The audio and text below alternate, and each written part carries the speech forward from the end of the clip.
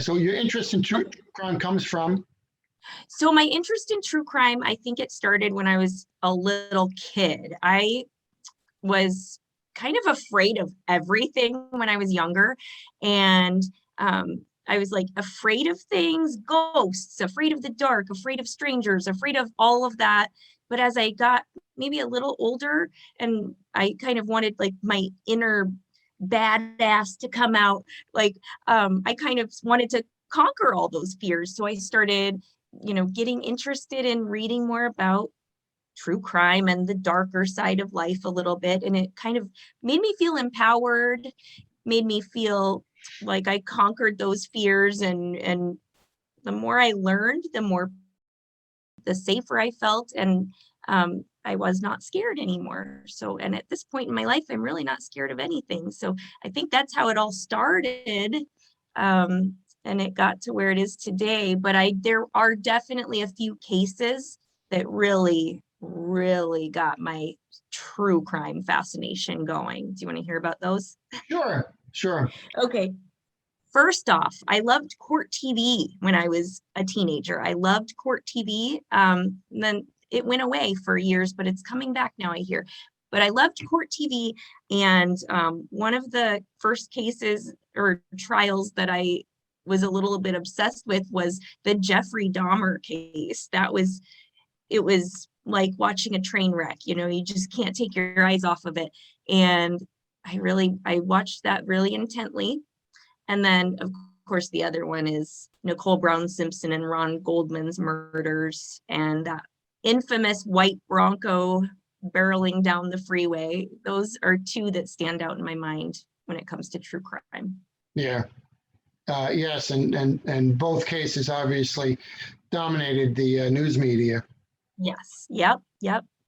In your recent podcast, since you had mentioned that about now you feel safe and you feel more confident because of your study of the topic of true crime, your recent podcast does an interview. You had Spencer Coursen, yes, Spencer Coursen, a security expert, and he just wrote the book, The Safety Trap, which is really good. It's great. And I will say, I feel pretty confident, but learning some tips from him helped me a lot too. I learned some things I didn't know before. So great. It was a great interview. The subject matter that he's talking about. I don't think his book is a textbook per se. I think it's more of a guide what to be aware of. And he had mentioned some really examples that I use in training, although he articulated it just slightly different, and it was very impressive. So I'm certainly going to pick up his book. And but your dialogue back and forth with that interview was really good. He's fun, easy to talk to, and kind of funny. Don't tell him I said that. Kind of handsome, maybe just a little bit, but no, he really he knows his stuff, and he definitely presents it in a way that, like when I was at CrimeCon watching audience members, which was mostly made up of women, they were really intrigued and interested in everything he had to say because he does present it in kind of a different way. He does. He puts in a very in a layman perspective, which is situational awareness. I liked his saying awareness and preparation. It basically equates to safety, which is so true. I mean, I preach that left and right to my client. I was going to later on ask this, but since you brought up CrimeCon, what is your opinion on associations, true crime associations? And I really don't know, and maybe you could talk about this when it comes to podcasting, if there's actually an association for podcasters. But what's your opinion on associations? Do you find them beneficial? And events such as CrimeCon, do you derive any benefit from that? As a podcaster, yes, and someone who works in like media, yes, it's a great opportunity for networking. I made so many new friends and business contacts and stuff when I went to CrimeCon, and it's just a really great place for anyone who's interested in true crime, especially like on our end of it where we're working in that industry, to bounce ideas off of each other. Everyone is interested in the same things, and you can't just talk about murder and true crime with just anyone without them thinking you're kind of a weirdo. So it was great for that. I talked about, podcasting in general, like equipment and how we do this and the process for this or that. Talked about cases, and it's also great for anyone who's interested in it, just as a layperson who just thinks it's fascinating. They had a great time. All the audience members and everyone had a great time.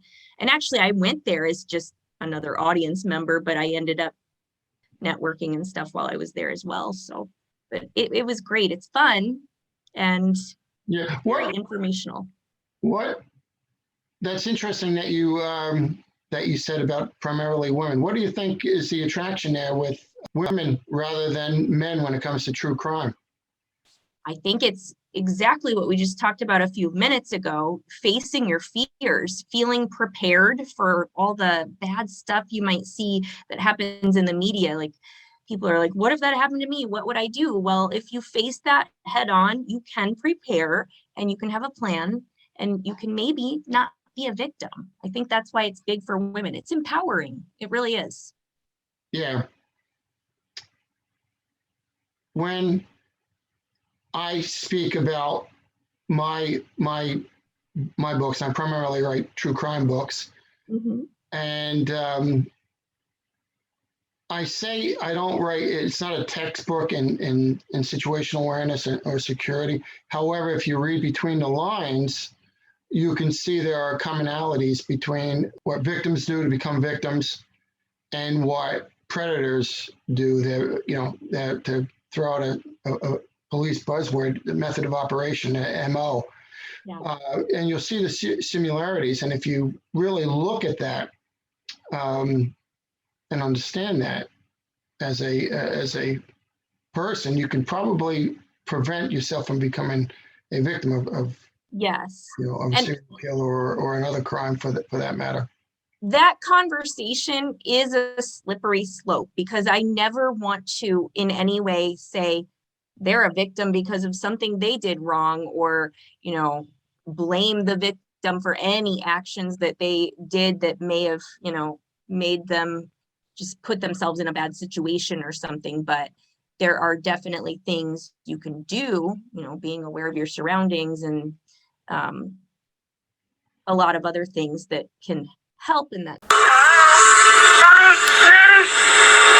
is ready. If you'll please tell me where you want us to take it, we'll